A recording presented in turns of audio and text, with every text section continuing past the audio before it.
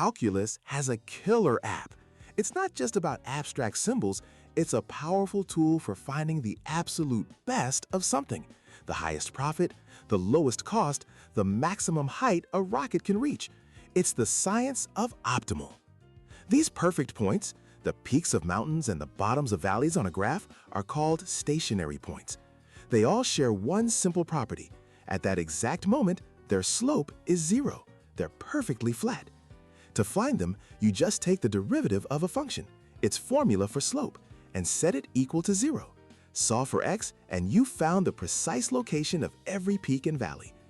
But once you find a flat spot, how do you know if it's a peak or a valley? You have two main tools.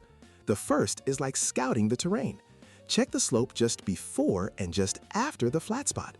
If the slope goes from positive to zero to negative, that's up, flat, down, you're on a hill, a local maximum. The second tool, the second derivative test, is more elegant. It tells you about the curve's overall shape, or concavity.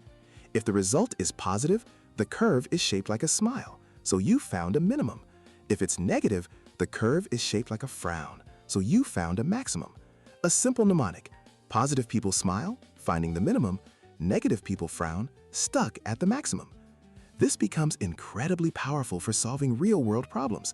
Imagine you're a farmer with 100 meters of fence. What's the biggest rectangular field you can build? Calculus provides the answer. By turning the area into a function, finding its derivative, and setting it to zero, you discover the answer is always a perfect square. That's optimization in action. It's a blueprint for efficiency, turning constraints into an advantage.